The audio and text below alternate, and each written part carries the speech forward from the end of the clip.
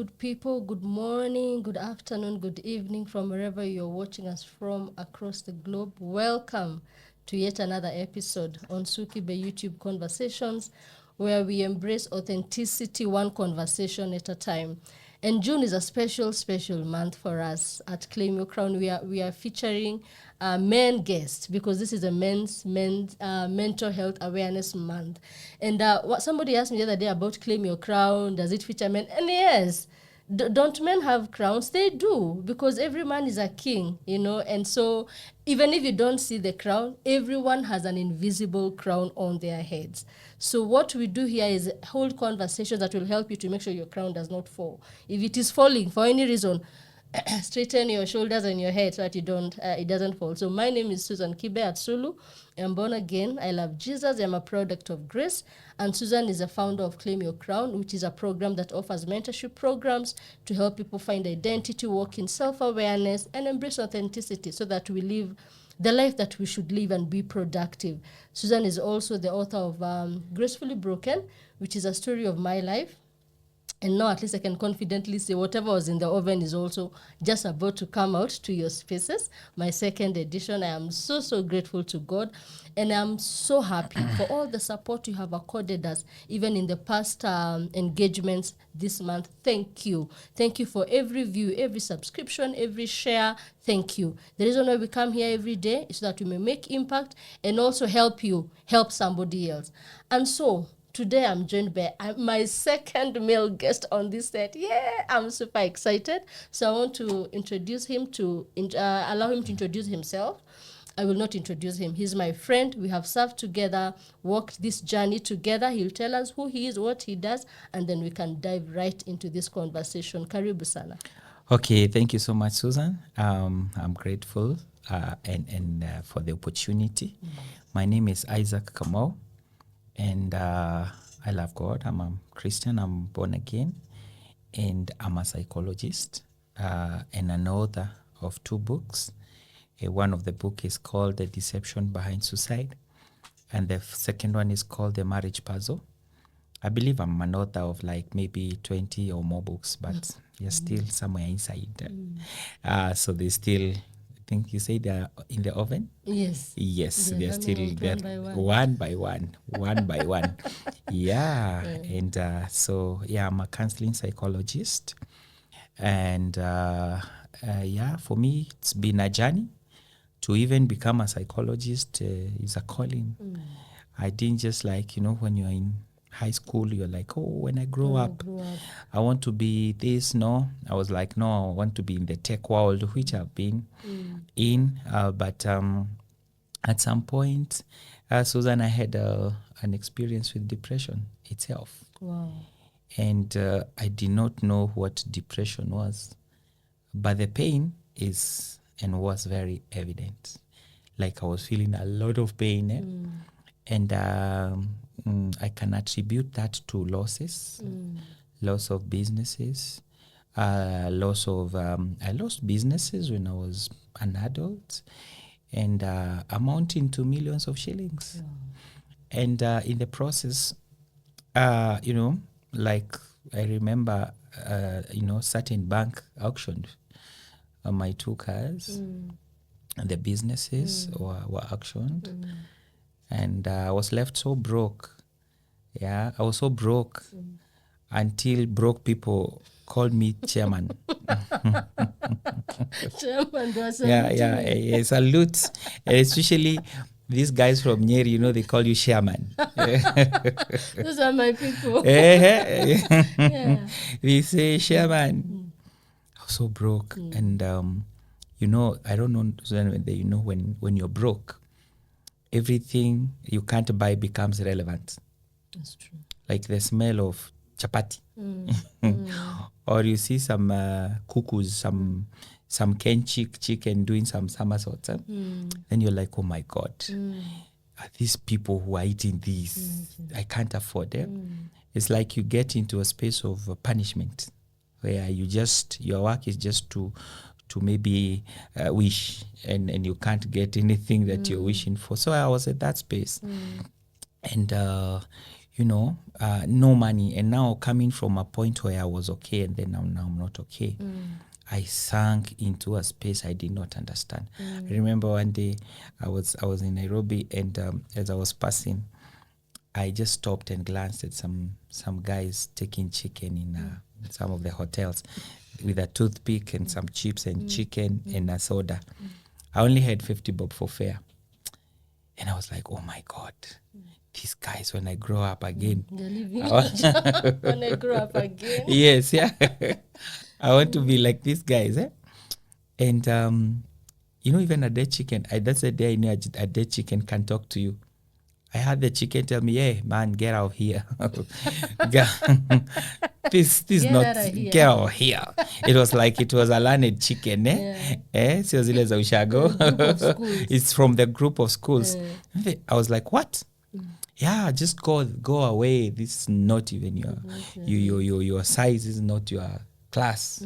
Go and buy some mutura there and go home. Those are the voices you get in those situations. And so I walked home. I just went, boarded a bus, and then I went home. But that voice never, exited from my head until, the day that God helped me and I went back to the same hotel. I did not eat, but I had the money to eat. I was like, hey, you still doing your acrobats, I'm here. I can now buy you. But again, I'm fasting. You'll also feel the way I felt that day. That I'm not day. going to buy you, Yeah. At that space, there were so many voices telling me so many things, hearing so many things, being auctioned here and there. And in the process, I remember after everything was auctioned, I was like, quite that. Can the bank at least now auction me as a person? Just take me, put me in the bank. Maybe I can be counting the money or something. At least they give me lunch or supper or something. And I just realized it was so tough. Nobody cared. I lost friends. Let me tell you, a friend can't lend you 5,000 two times. They lend you once. The second time, they will not even, they start now catching emotions and negative feelings about you. Try call the second time. They won't even pick. They see your phone and they're like, wow, this guy wants to borrow again, and he hasn't even, it's not even ashamed. And, I lost friends. I lost businesses. And at some point I felt, now I didn't know this now was what we call depression. And I felt, why don't I commit suicide? I want to die. And again, when I die, at least I'll solve a lot of problems. The banks, at least, there's nothing now to pick from me. I also felt there were some lessons I needed to teach some people. I also felt God was unfair. And I also felt I really want to teach God a lesson as well. Because I have served him, I've preached, I've done what, and now this God is not helping me. And I remember one day I was threatening God. I was from a certain school and I preached. And so many girls gave their lives to Christ. It was a girls' school. And as I was driving home, I was crying. I'm like, God, look at what I'm doing in your kingdom. And you don't even care. And I told God, in the next 1 week, I'll be dead. And let me tell you, God, now I know even you losing me, you'll also feel it.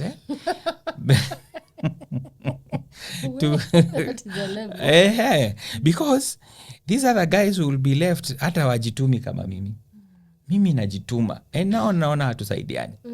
I'm going to backslide and I'm going to die. I don't want anything. It's painful that you are not helping me. I'm helping you. I'm bringing new members, those like the new members in that. God, no, it can't work like this. So it's a Sunday, again on a Monday, here I am, I'm still expected to pay the debts. The loans were just so overwhelming. And so I got the idea, Isaac, why don't you just kill yourself? And I felt, wow, what a way to end it all. and at least bring things to an end. You know, for us men, we love finishing business. We don't like unfinished business. Eh? So I felt let me finish this business. And the next question was, how do I die? I really wanted to die. I had flu, by the way, but I just thought about the flu, and I knew this flu can't kill me. It's not that serious. Eh? It can't get me to a level of dying. And so I'm like, what's the best way to die? Because now I don't know. I didn't even know the drugs that you use to die. And so I went to the internet and I typed a way to die, a way to die.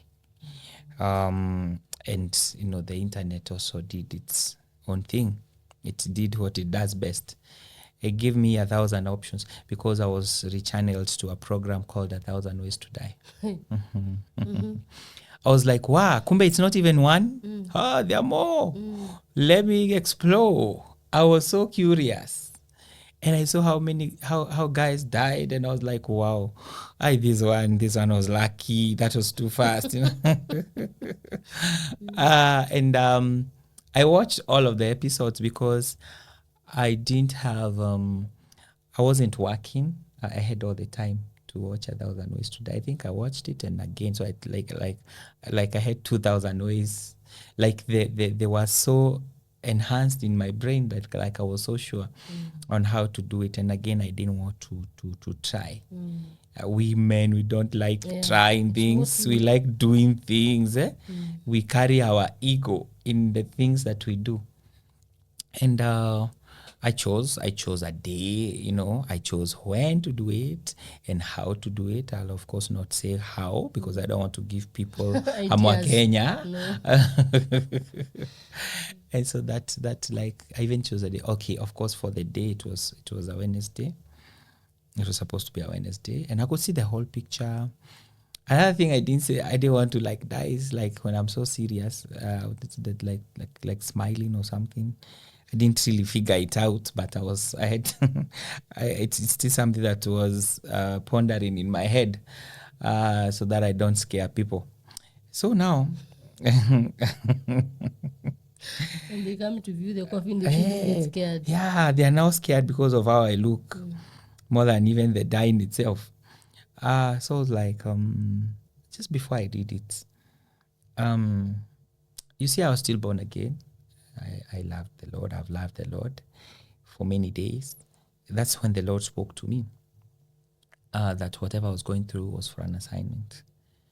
My first degree is in IT, totally different. But now God was calling me to the space of psychology. And God was telling me like, because I want to use you to save people from the jaws of death, I'm raising you. And you'll be a hope to the hopeless. You'll be a light in the darkness. I'll heal you. I had ulcers, by the way. I could not eat some foods. I had the depression itself, but the Lord promised me that I'm going to heal you, and you're supposed to go back to school and become a qualified psychologist. And besides the knowledge in psychology, I'm anointing you to be a healer, to heal the sick, to heal the depressed, to heal the oppressed. And, you know, another very profound revelation I got is that if I was to kill myself, then what exactly was I killing? Was I killing the body or the spirit or the soul? Because I could not kill the soul and the spirit by killing the body. So it was a deception. Man can't kill himself. You can kill the body, right? But I'm not a body. I'm created in the image of God. And even after we die, it's a continuation. When the body dies, it's a continuation. So that revelation was so profound that you can't even kill that which you did not make. You never created yourself. So you cannot kill yourself. It's a deception. And if I dared kill myself, I would realize that I'm running away from something I can't. I'm ushering myself to eternity, and that eternity is destruction. And unfortunately, there was no way of again coming back. After we are gone, there is no way. Our bodies are very critical because they host the presence of God, the image of God. So God was like, you cannot be such a fool to destroy your eternity, because I created you for eternity. One day, fine, Isaac, you'll die. No problem. Your body will die one day. But I created you for eternity. There will be a transition. So, and that is why, that is the most profound thing about even my creation and why I created human beings. So when I got the revelation that it was a deception and Satan was somewhere seated, pushing me, do it, do it, do it. And then the moment I do it, he finds me on the other end. He's like, come on, you fool. Waiting for you. I've been waiting for you all along. I've worked this. Come on. Now sit here. Leteni kuni. I don't know. I mean, this was so profound that God wasn't just saving me so that I live for the next maybe 70 years and then I add up to my 100 years. But he was saving me for eternity. And that is why he has called us to humanity. And so he gave me an assignment, told me to go back to school, become the best psychologist the world has ever had, become the best Christian the world has ever had. I will restore you. The monies, the money that you are crying about and the cars, I owe everything. I owe everything. The world belongs to me, and I will restore you. But I'll also restore you with an assignment. So that's how I wrote the deception behind suicide. I went back to school. I studied a lot of psychology to the level of a master's. I did a lot of research. I healed. That's why I'm a champion of mental health. I don't have any stress in me. Not that I'm not going through some difficult times. I've gone through difficult times.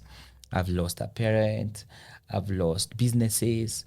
But my mental health is so intact because of the person that I've become. And so I push and tell people it's possible for us to be okay. I'm not sick. My body doesn't have any sickness. The depression was completely gone. The ulcers was completely gone because I've walked with the Lord. I have had an experience with the healing power of God. Yeah, so that's my story. That's how this I'm book just came curious. up. Yeah. Did someone talk to you? You know, like all this, by the time you're going to even plan how it will be, and you have worked it out in your mind, and you can even see the end goal of a smiling face. Yeah. Hey, my goodness. It's a total deception. So between the plans you had and what you had seen, and this turn around, beyond the revelation, and was there any intervention? Yeah. Like, did someone talk to you? Did you, you know, sometimes you can also maybe watch something and it just goes, yeah, are they talking about me? Then you stop. Was the revelation what turned you around, or was there any other intervention? Yeah, I got some support. Of course, it's very hard sometimes to get help in those situations because you cannot even afford a session. One day I went to a psychologist, I think he wasn't qualified enough, and he really messed me up because he was telling me about God, and I had a problem with the same God he was telling me about. I didn't want Bible verses. I didn't want to. So he messed me and took my 2,000, and that's the only money I had. I feel like crying when I think about the 2,000. So many people could not support me because they were judgmental. Guys in church were judging me because actually I stopped going to church.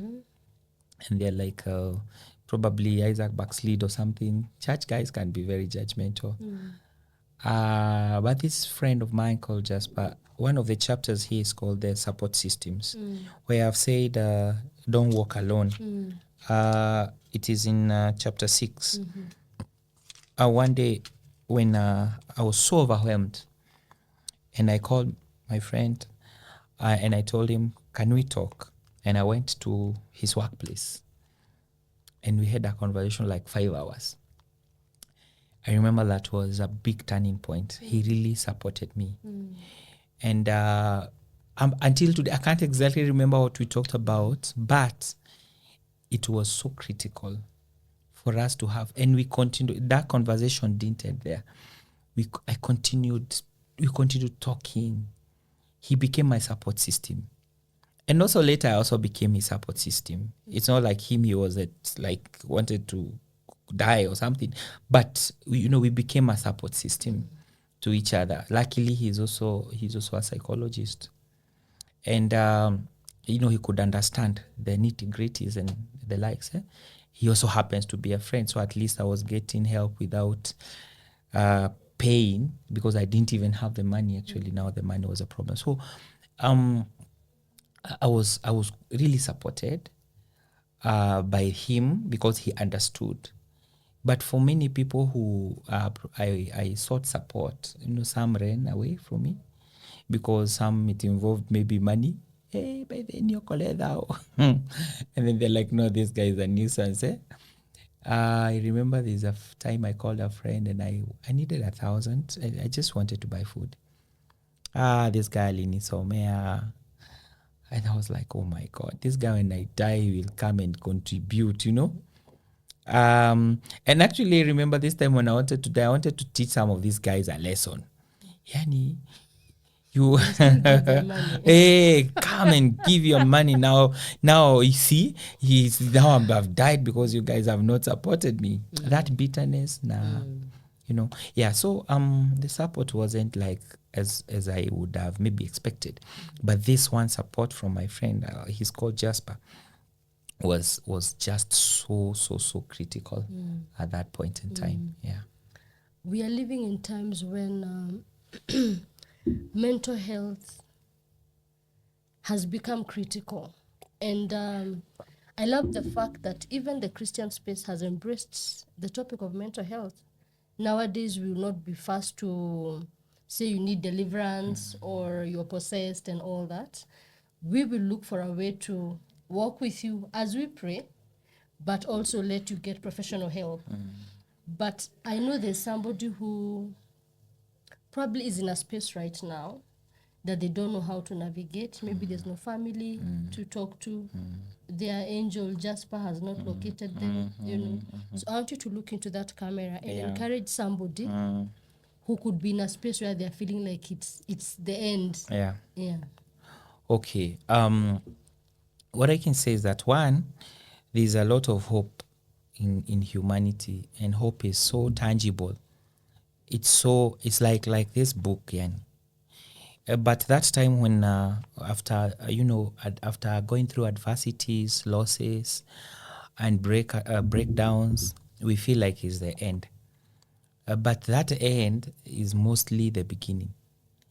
Because like for me today, I will not be here. I have saved thousands of people through my book, through my stories. I've become a psychologist I am because of the problems that I have had. Like, one of the things I've learned in psychology is how the brain grows from trauma to become something else through something like neuroplasticity, So there's a lot of hope. And actually, there are people, many places I'm invited to just go and talk about my story, and I'm paid, and I'm like, oh, wow, thank you for the pain. Come on, bring it on. Okay, not that like I admire pain, or not like I'm looking for more, but some of your pain is are the same ingredients that God will use to build your future and to build your life. We never know who we are until we go through pain and find God in the pain. He's able to craft in something that you can never and would have never imagined. I never saw myself as a psychologist. I never saw myself as a hope and a light to people and to the world at large. And so just to encourage you to just find God in that pain, find God in that heartbreak, find God in that in that failure, and then you'll be surprised by what God will do with you. Yeah. Thank you. Indeed, it is always a privilege to sit and listen to somebody who has been able to, by the grace of God, pick themselves up from the ashes. Because what he said is very true. Pain produces purpose. but it will only produce purpose if you allow yourself to go through the process of making. And so I don't know where we can get the books. Yeah. Maybe somebody's there and would want to find out how suicide is a deception. Yeah. Yeah, I to did- read the book. well, there's Nuria Bookshop in Nairobi. You know it? Yeah. Yeah. It's at the bazaar, Bazaar. Is it first floor. first floor? Yes. Yes. Room, I think 12. Yes. So Nuria Bookshop.